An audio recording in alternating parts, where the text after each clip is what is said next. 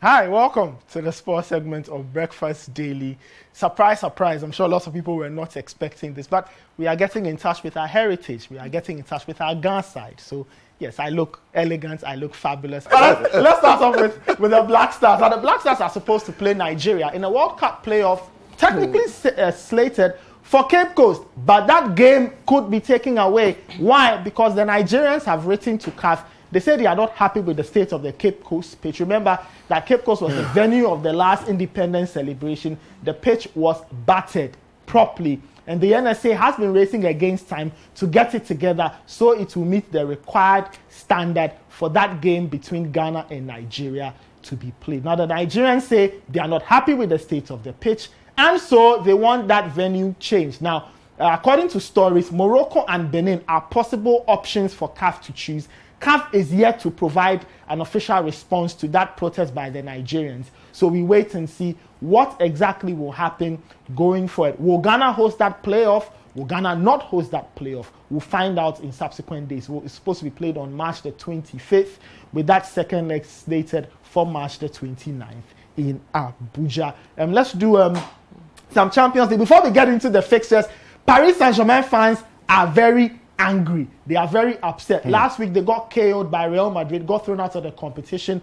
And so the fans, in response, went to the team's training ground and vandalized the place, wrote all kinds of things on the walls and all of that. Some of them quite unprintable, but the printable ones are the ones we are sharing with you. They are not too happy with Nasser El-Khelaifi, who's the board chair. They are not happy with Neymar. They are not happy with Lionel Messi. They want all those players thrown out of the team because they got kicked out by Real Madrid in the Champions League. So PSG fans showing their very rough side, even though there's a lot of money to spend at the club. But there. This is their reaction. Is that a solution to any problem? For them, they say once they have Mbappe, Neymar, and Messi, they should win the Champions League. Anything short of that is failure.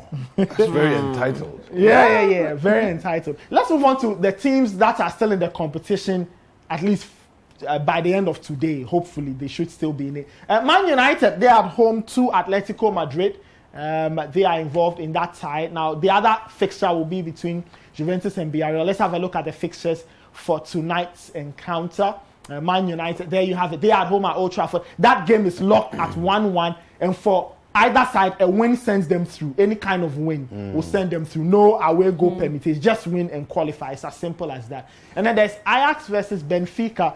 That game is also locked there. So Ajax will also need a win to get through Benfica too. So quite interesting ties, straightforward ties tonight, no complicated ones. Anyone who wins, you are through to the next round of the Champions League, the last 8 of that competition. So at least, like I said, for these 4 teams, 2 will make it out, 2 will make it tonight. We pray that their fans will not vandalize their training with unpalatable things. Let's move on to the Premier League, and there was a last game out of match week 28 or 29, I believe it was. Man City, they played in South London. They were held goalless by Crystal Palace.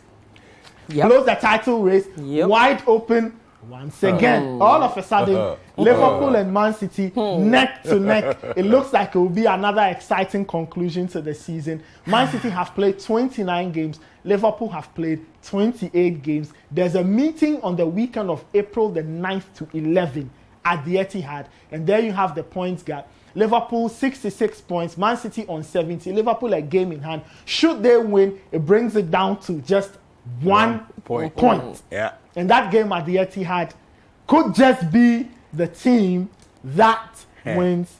It just could be the Premier League decider. Reminds me of 3 seasons ago when they met at the Etihad in what became essentially the Premier League decider. Man City won that night. Eventually went on to win the league by a single point. So there you have the top 10 there. Arsenal still in their hands for top 4. They've got 1,001 games in hand.